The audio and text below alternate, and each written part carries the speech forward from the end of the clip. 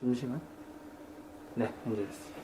2020년 12월 20일 대림절 네 번째 주일입니다. 우리 다 같이 임내송 찬양 드리시면서 예배 드리겠습니다.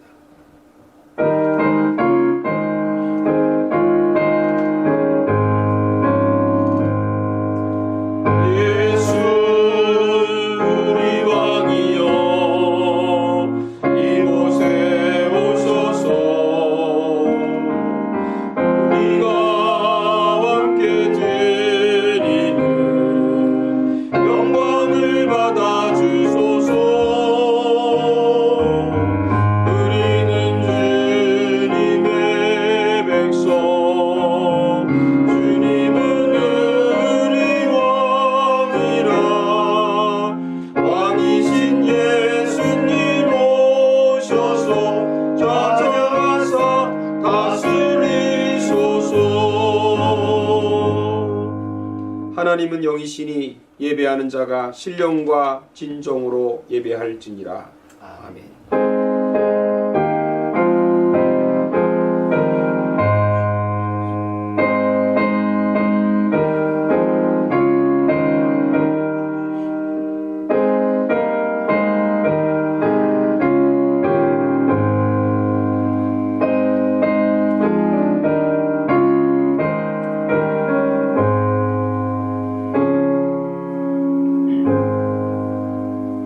수고하고 무거운 짐진 자들아 다 내게로 오라.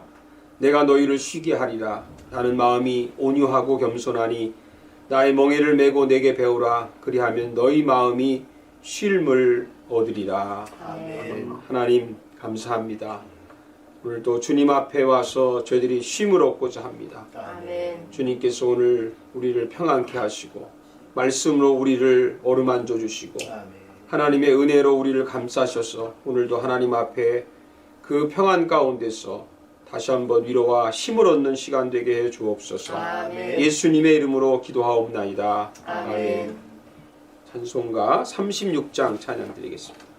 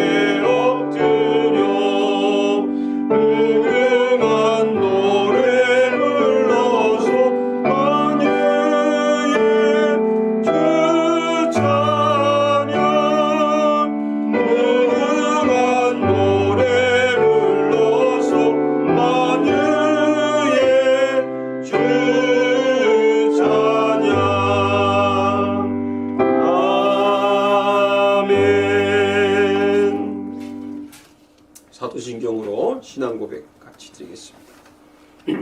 다 함께 신앙 고백하십시다. 나는 전능하신 아버지 하나님 천지의 창조주를 믿습니다. 나는 그의 유일하신 아들 우리 주 예수 그리스도를 믿습니다. 그는 성령으로 잉태되어 동정녀 마리아에게서 나시고 본디오 빌라도에게 고난을 받아 십자가에 못 박혀 죽으시고 장사된 지 사흘 만에 죽은 자 가운데서 다시 살아나셨으며 하늘에 오르시어 전능하신 아버지 하나님 우편에 앉아 계시다가 거기로부터 살아있는 자와 죽은 자를 심판하러 오십니다. 나는 성령을 믿으며 거룩한 공교회와 성도의 교제와 죄를 용서받는 것과 몸의 부활과 영생을 믿습니다. 아멘. 우리 다 같이 찬송가 455장 찬양을 다 같이 드리겠습니다.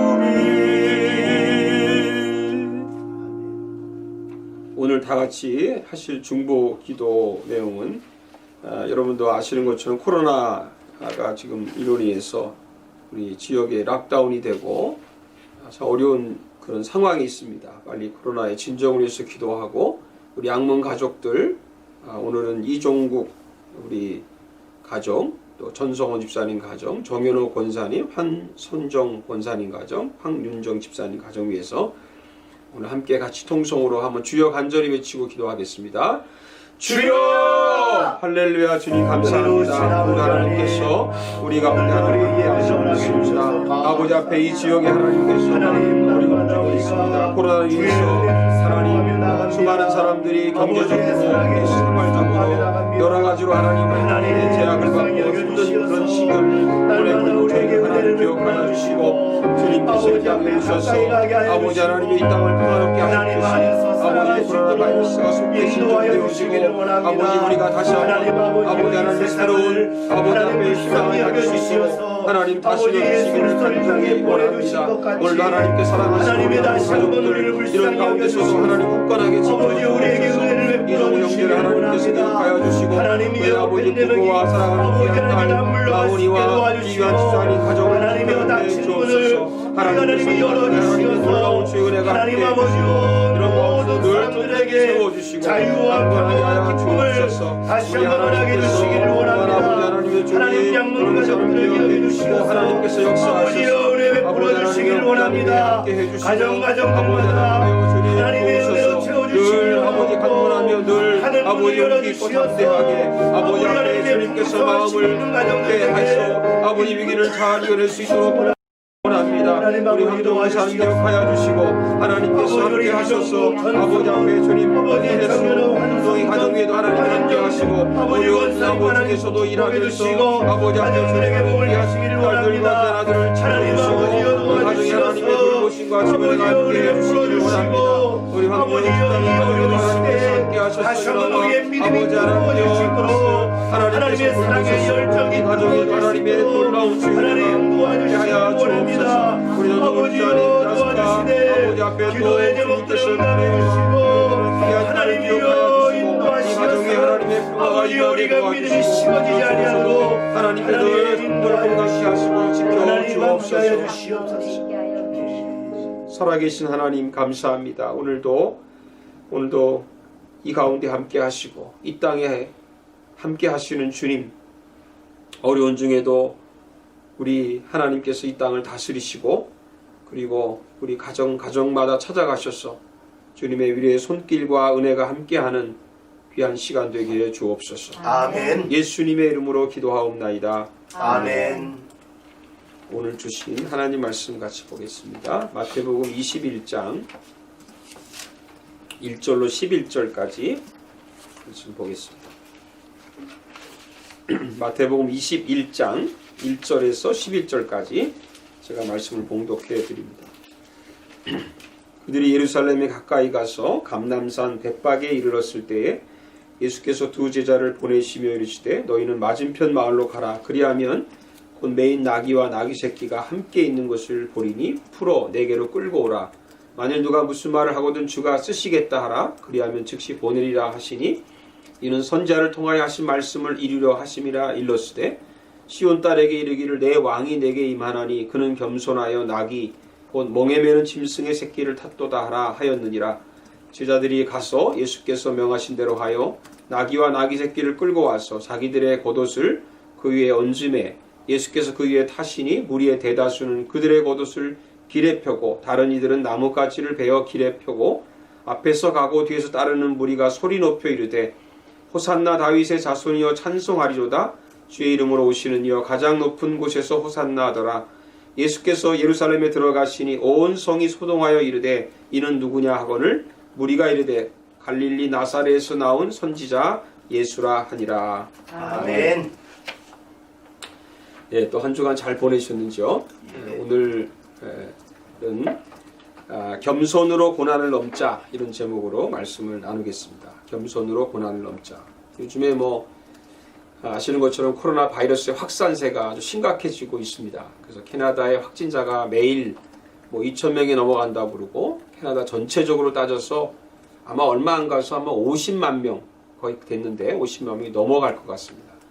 한국이 현재 한 5만 명 정도 가까이 되니까 무려 한 10배나 많은 그런 숫자가 되는 거죠. 한국도 확진자가 급증한다고 야단들인데 여기도 2차 팬데믹이 와서 이번 겨울이 고비가 될 것이라고 예견을 하고 있습니다. 지난 월요일부터 캐나다는 백신 접종이 시작이 됐지만 사실 일반인들에게까지 접종이 되려면 내년 중반이 넘어야 되지 않을까 그런 생각을 하게 됩니다. 그래서 우리는 이번 겨울의 위기를 잘 극복해야 된다고 생각을 합니다. 그래서 제가 머릿속에 갑자기 예수님이 하신 말씀이 생각이 납니다. 마태복음 24장 20절에 너희가 도망하는 일이 겨울에나 안식일이 되지 않도록 기도하라. 그런 말씀이 생각이 나는데 물론 여기 겨울이라는 말이 문자적으로 겨울은 아니겠죠. 그러나 이번 겨울이 우리에게는 고난의 겨울이 될 것 같습니다. 어떻게 하면 이 고난의 겨울을 잘 보낼 수 있을까 하는 생각을 하다가 제 머릿속에 갑자기 생각은 예수님께서 십자가를 지시기 위해서 예루살렘에 입성하셨던 이 말씀이 떠올랐습니다. 사실은 이 말씀은 종려주일에 전하는 말씀이죠. 저도 이미 이 말씀으로 설교를 했던 적이 있고요. 근데 성탄절에 이 종려주일 말씀을 전하는 게 맞을까 이렇게 생각하다가 그래도 마음에 감동이 돼서 이 말씀을 전하려고 이렇게 생각을 합니다. 십자가라는 것은 고난이죠. 고난. 예수님의 고난은 십자가죠. 그럼 예수님이 어떻게 십자가라는 그런 고난을 지셨을까?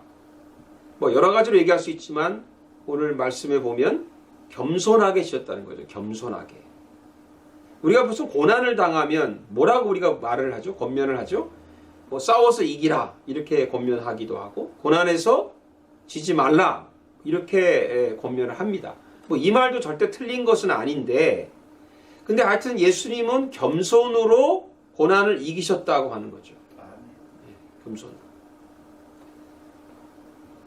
예수님께서 예루살렘에 들어가시기 전에 두 제자들에게 맞은편 마을로 가서 나귀 새끼를 끌고 오라고 하셨어요. 이 사건은 스가랴 9장 9절에 예언한 말씀을 그대로 성취되는 말씀입니다. 5절에 보면 시온 딸에게 이르기를 내 왕이 내게 임하나니 그는 겸손하여 나귀 곧 멍에 매는 짐승의 새끼를 탔도다. 왜 예수님이 나귀 새끼를 타셨냐? 거기에 대한 해석은 동일합니다. 겸손이죠. 겸손. 예수님은 겸손을 통해서 겸손을 보여주기 위해서 보이시면서 나귀 새끼를 타셨다는 거죠. 이걸 다른 말로 얘기하면 예수님이 십자가라는 고난을 겸손으로 지셨다는 말입니다. 그러니까 겸손은 고난을 짊어지는 것이죠. 겸손은 고난을 견디게 합니다. 겸손은 고난을 이기게 합니다. 겸손을 통해서 우리는 고난이라고 하는 산을 넘어갈 수가 있다는 거죠. 그러나 교만하면 고난을 절대 이기지 못합니다. 교만하면 고난을 피하거나 고난 앞에 굴복할 수밖에 없습니다. 어쨌든 예수님은 겸손을 통해서 고난이라고 하는 십자가를 지셨다. 그래서 저는 뭐 어느 때보다 지금 우리에게 필요한 것이 뭐냐? 지금은 겸손할 때다. 아멘. 그러면 이 예수님이 고난의 십자가를 지기 위해서 나귀 새끼를 타고 가신 그 겸손의 그 또 다른 의미가 무엇이 있는지 좀 더 깊이 보려고 합니다. 첫째는 예수님의 겸손을 통해서 우리가 보는 건 있는 모습 그대로 사는 거, 있는 모습 그대로 사는 게 그게 겸손이다. 아멘. 7절에 보십시오.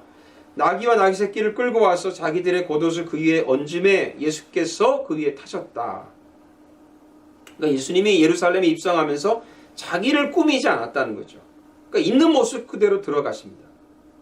대부분 뭔가 큰 일을 하려고 하면 십자가라는 게 큰 일 아닙니까? 큰 일을 하려고 하면 남들의 눈을 의식할 수도 있어요. 그런데 예수님은 그런 의식 없이 평소에 입는 옷 그대로 소박하게 들어가셨다는 거죠.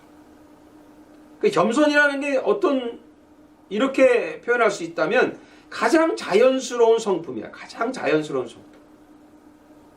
사실 가장 자연스러운 모습이 가장 아름다운 거 아닙니까? 아멘. 아담과 하와가 벌거벗었지만 그들이 부끄러워하지 않았다고 그랬는데 가장 자연스러운 모습일 때 가장 깨끗하고 가장 아름다운 그런 모습이죠. 아멘. 뭔가를 자꾸 가리고 꾸민다는 것은 자신의 허물과 죄를 가리려고 하는 그런 의식이 있기 때문에 그런 것이 아닌가요? 아담과 하와가 죄를 짓고 나서 제일 먼저 한 일이 무엇입니까? 우리가 아는 것처럼 무화과 나무 잎으로 자신을 가린 거죠.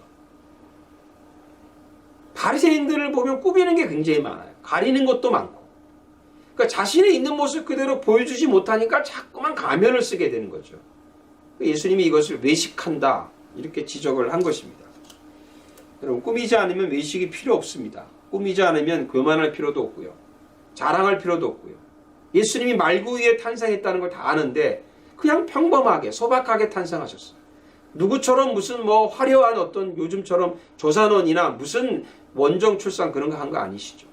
예수님은 그저 소박하게 탄생하셨고 예수님은 소박하게 자라셨고 예수님은 소박하게 사셨고 겸손이 뭐냐? 그러면 소박한 삶에서 나오는 성품이다. 제가 언젠가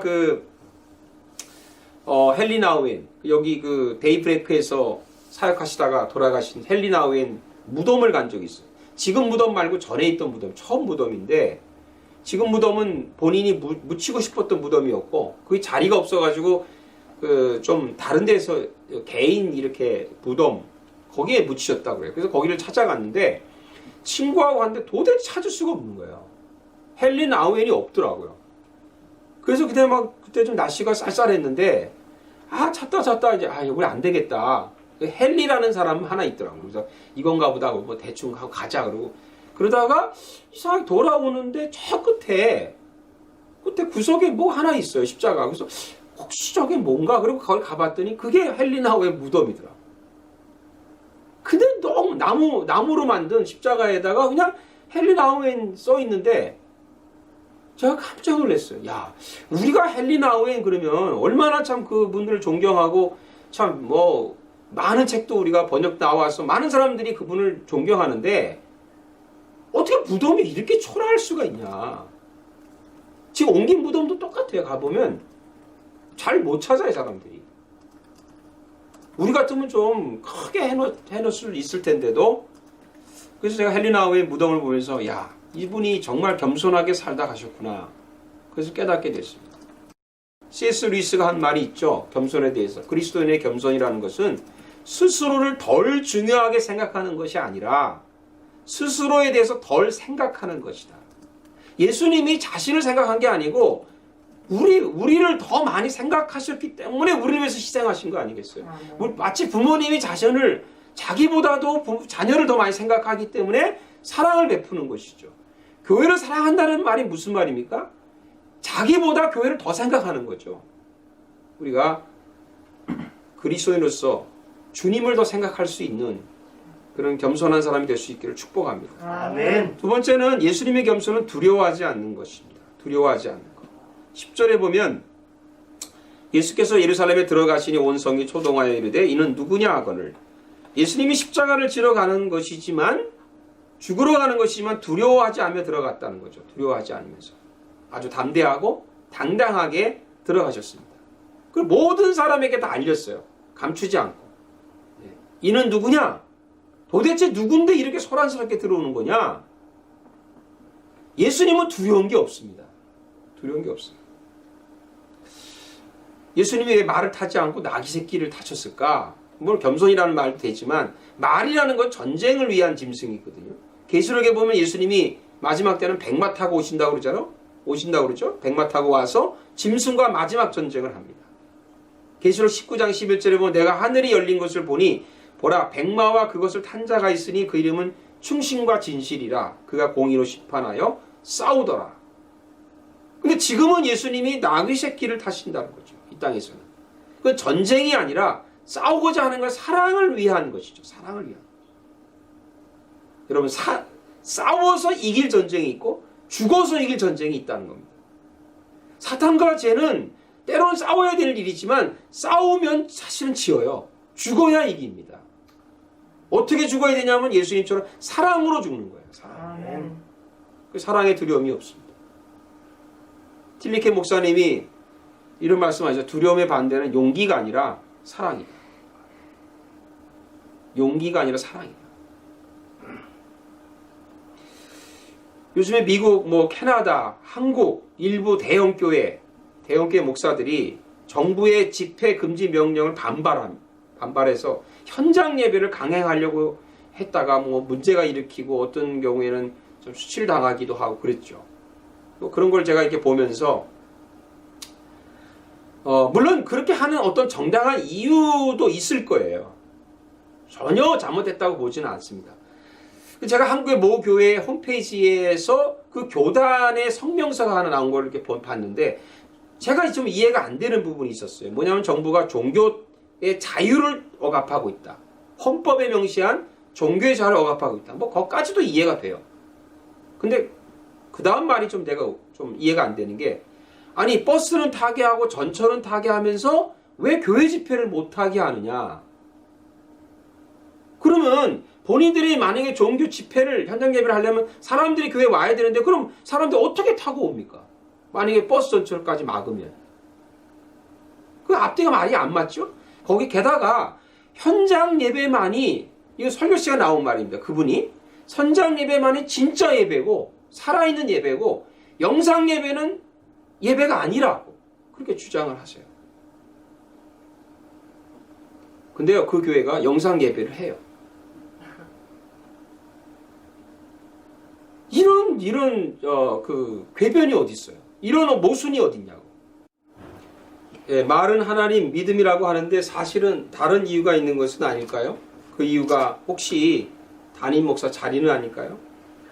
누구 말대로 영상 예배를 드리고도 헌금이 제대로 채워진다면 현장 예배를 굳이 강행하려고 할까요? 묻고 싶습니다. 무엇이 두려우신가요? 하나님은 살아계십니다. 아니, 스스로 계십니다. 무슨 예배를 드리든지 하나님은 다 받으십니다. 홀로 드리든지 다 같이 드리든지 다 받으십니다. 교만하면 두렵습니다. 겸손하면 사랑하는 마음이 생깁니다. 예수님은 우리를 사랑했기에 십자가의 고난을 두려워하지 않았습니다. 사랑하면 두렵지 않습니다. 겸손하면 두렵지 않습니다. 겸손으로 이 겨울을, 고난의 겨울을 잘 이겨내시기를 축복합니다. 세 번째로 예수님의 겸손은 기쁨입니다. 9절에 앞에서 가고 뒤에서 따르는 무리가 소리 높여 이르되 호산나 다윗의 자손이여 찬송하리로다. 주의 이름으로 오시는 이여 가장 높은 곳에서 호산나 하더라. 보통은 고난을 앞에 두고 있으면 마음이 편치 않습니다. 그 마음이 얼굴에 나타나죠. 아니면 일부러 얼굴을 찡그리기도 합니다. 내가 지금 고난의 십자가를 지러 가는 거야.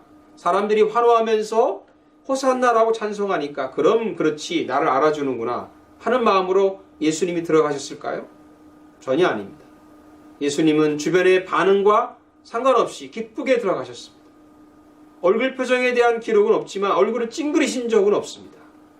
제가 빌라도 고백서라는 책을 오래전에 봤는데 거기에 빌라도가 예수님을 처음 만났을 때에 그분의 인자한 얼굴을 묘사한 적이 있어요. 오히려 그분은 기쁘게 고난의 길을 가셨습니다. 예수님은 일부러 무거운 분위기를 연출하지 않으셨습니다. 예수님은 일부러 엄숙한 분위기를 연출하지 않으셨습니다. 오히려 승리의 분위기를 즐기셨습니다. 호산나 다윗의 자손이여 찬송하리로다. 주의 이름으로 오시는 이여 가장 높은 곳에서 호산나 하더라. 예수님은 금식할 때도 얼굴을 찡그리지 말라고 했죠. 마태복음 6장 17절에 너는 금식할 때 머리에 기름을 바르고 얼굴을 씻으라. 주위 사람들이 내가 금식하는지 모르게 하라는 말이 아닌가요? 18절에는 이는 금식하는 자로 사람에게 보이지 않고 오직 은밀한 중에 계신 내 아버지께 보이게 하려 함이라. 은밀한 중에 보시는 내 아버지께서 갚으시리라. 다시 강조합니다. 사람에게 보이려고 하지 말라.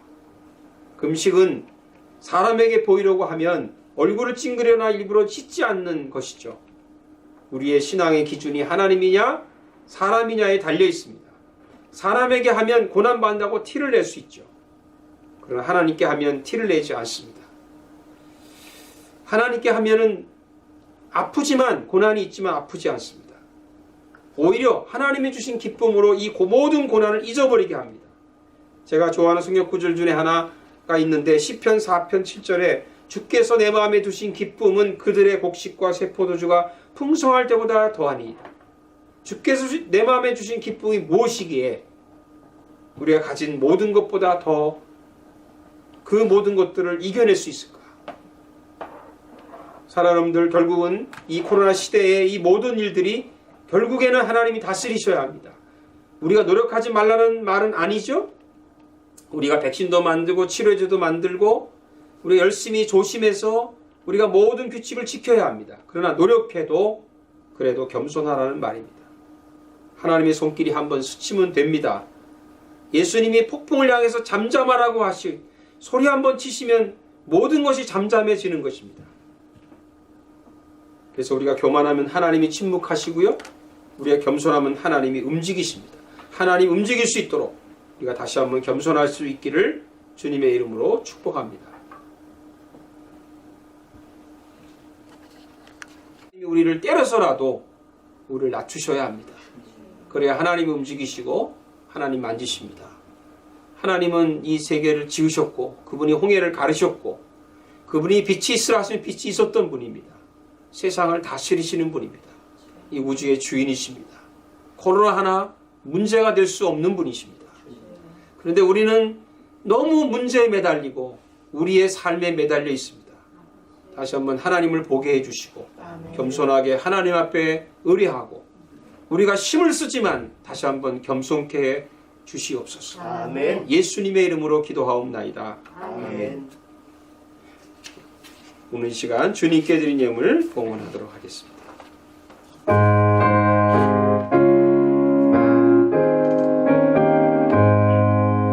진리와 생명 되신 주, 이 몸을 바치옵니다. 믿음과 소망, 사랑에 한마음 되게 하소서. 아멘. 하나님, 저희들이 이 시간에 구별의 예물을 드립니다. 하나님께서 받아주시고 아멘. 또 각 처소에서 또 예배드리는 분들의 손길도 받으시고 아멘. 하나님, 이 땅을 다스리기 위해서 이제 주님이 오시는 그런 성탄절이 다가오는데 정말 주님을 나의 주님으로 삼고 우리가 그분을 통해서 이 땅의 모든 일들이 정말 다시 회복되고 새로워질 수 있도록 하나님께서 은혜를 베풀어 주옵소서. 아멘. 먼저 우리의 마음이 주님을 향해서 가기를 원합니다. 주께서 함께 하시고 성도님들 한 분 한 분을 주님 붙잡아 주시고 위로해 주시고 붙드시고 어려운 중에 있다 할지라도 낙심하지 않고 그리고 마음이 우울하고 불안하다 할지라도 주님이 평안을 주시고 하나님께서 정말 이 시대에 정말 이 모든 일들을 예수님을 통해서 우리가 모든 일들 다 주님 해결할 수 있는 그런 믿음을 저들에게 주옵소서. 아멘. 예수님의 이름으로 축복하고 기도하옵나이다. 아멘. 교회 앞에 소식 드리겠습니다. 이번 금요일 날이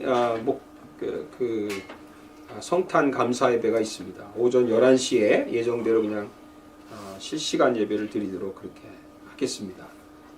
그리고 성경 쓰기가 지금 5분이 지금 성경 쓰기를 내셨는데 이 5분에 대한 것은 이번 성탄절에 선물을 드리도록 하고요. 혹시라도 다른 분 중에 하신 분이 있으면 저한테 연락을 주시면 선물을 드리도록 하겠고요. 우리 교회에서 이번에 목회자 성탄 선물 15분을 정해서 성탄 선물을 이미 일부를 전달했고 내일 또 전달할 예정이고요. 그리고 24일 날 우리 성도들이 혹시 이제 해서 영상 예배를 보시는 분들은 24일 날 저희들이 교인들 성탄 작은 선물을 좀 전달하려고 합니다. 그러니까 가능하면 뭐 요새 갈 데도 없지만 집에 계시고 그래서 우리가 전달할 테니까 그렇게 기억해 주시기 바라고요. 성탄 감사 예배도 드리시고 다음 주에는 주일 마지막 올해 예배고 그다음 예배 드린 다음에 저녁에는 공동회를 줌으로 드리겠습니다. 뭐 지금 어려운 그런 상황이지만 그래도 절차상에 따라서 할 예정이고 작년이나 올해나 내년이나 올해나 내년이나 별 변동이 없지만 그래도 공동회를 예산 편성을 위해서 하도록 그렇게 할 예정이니까 그렇게 기억해 주시기를 바랍니다. 우리 다 같이 축복성 드리고 예배 마치도록 하겠습니다.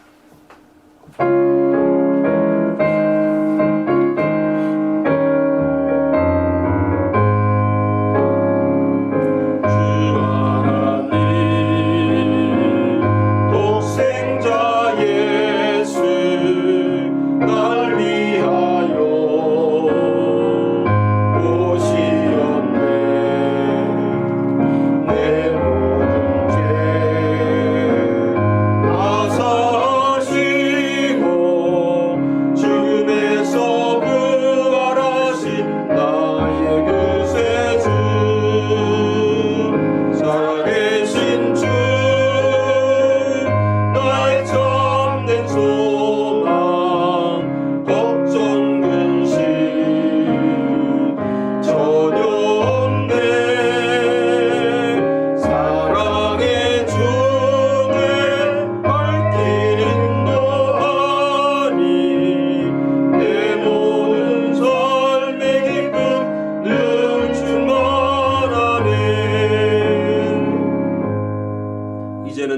예수 그리스도의 은혜와 우리 하나님 아버지의 큰 사랑과 성령의 교통하심이 우리 사랑하는 모든 양문 가족들 한 분 한 분 위에와 우리 사랑하는 조국 대한민국과 이 캐나다 위에 선교사님들 위해 이제로부터 영원토록 함께 하시기를 간절히 축원하옵나이다. 아멘.